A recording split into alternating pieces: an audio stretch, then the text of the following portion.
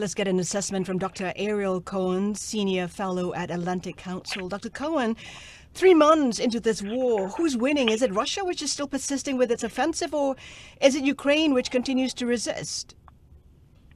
When Ukraine has 20% of its territory occupied, I cannot say that it won decisively. But everybody expected Russia to smash Ukraine in the first several days, including the U.S. government. Remember, we pulled out our embassy from the capital, Kyiv. But Ukrainians put up fierce resistance.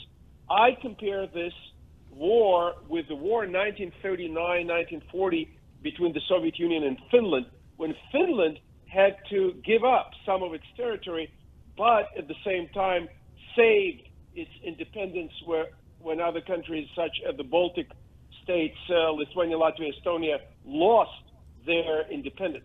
So I think it's too early to tell. I think Russia is pushing now with all it can. Ukrainians are giving up some territory in the Donbass, but in the longer term, if the West perseveres, if we give Ukrainians all the military gear that they need, I do believe the Ukrainians still have a chance to turn the tide against Moscow. Yeah, Vladimir Putin is certainly doubling down. Over the weekend, he signed a new law enabling people over 40 to enlist in the armed forces. So scrapping the age limit, that speaks to the need for more soldiers.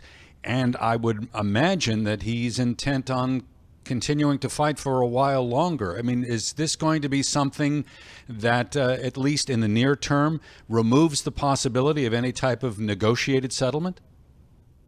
There are contacts between the Russians and the Ukrainians all the time.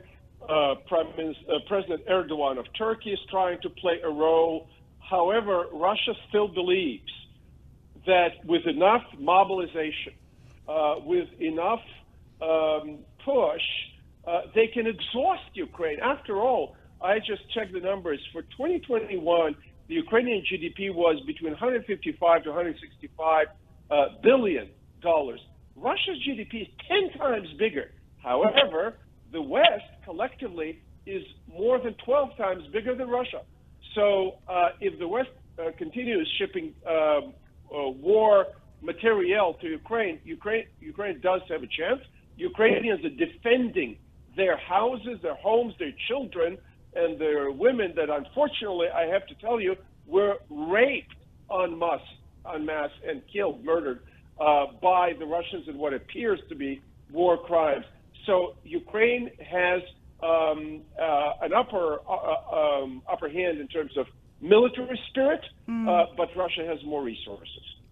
The question really is, Dr. Cohen, is whether the West is as prepared as Ukraine is for a long fight. When you say the West, it depends. Clearly, France, Italy, and to a certain extent Germany, and also I would name Hungary, are not prepared to stand up to Putin's aggression. Germany actually turned 180 degrees. I am a part of a high-level policy group called the Loisa Group, and we've met our German colleagues for 5 years, and Germany always pushed back on 2% of GDP being allocated for defense, but now there's a sea change with Olaf Scholz, who is still reaching out to Putin with the French President Macron, but at the same time, Germany is much more vociferous and also gives some gear to Ukraine. Germany is also giving up Russian coal.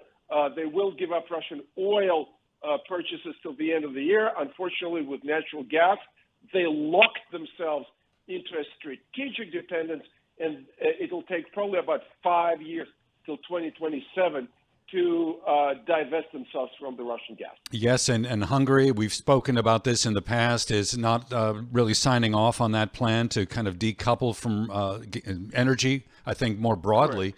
And now you have Serbia's president announcing that he has secured an extremely favorable deal for natural gas with Russia. So in terms of trying to cut off, you mentioned resources a moment ago, in terms of trying to cut off Moscow from the money that it would need to continue to fund this effort, I mean, there are some severe challenges. There are severe challenges on both sides. I'll give you an example. Russia is now shipping the T-72 and T-62 tanks to the front. They said, oh, we can roll out 1,200 tanks from the mothballs. But these are obsolete tanks that don't have night vision oftentimes, that don't have rockets on them. These are really old tanks, and the Ukrainians are exceedingly outstanding. They're performing very well, knocking out Russian metal boxes with Western-made anti-tank missiles. So the question is, at what point the Russia gets enough of a bloody nose, and also to what extent the domestic public opinion turns against Putin. I'm old enough to remember how the Afghanistan war turned against the communist regime in the Soviet Union to the point that the Soviet Union collapsed. So far, we didn't see anything like that in Russia, but this is early stages of the war. Very quickly here, in about 40 seconds or so, Dr. Cohen, what's your sense of how China is going to participate as we move forward here? Any sense of that? Absolutely. China is being extremely cautious. There's a famous Olympic memorandum with a 5,000-word memorandum signed between Putin and Xi Jinping during the Olympic Games in Beijing that said, you know, friends, best friends forever, Moscow and Beijing, but they're very cautious in terms of not giving support. I think the Biden administration did a very good job warning China of all the repercussions that they may experience. And I'll add one last thing that is extremely important. Not only Putin is losing its massive market for gas and oil in Europe, Putin is shutting the door for strategic components and products for the Russian economy. Okay. It will nosedive. Dr. Ariel Cohen of the Atlantic Council. This is Bloomberg. Thank you for watching. Please subscribe to get more content like this.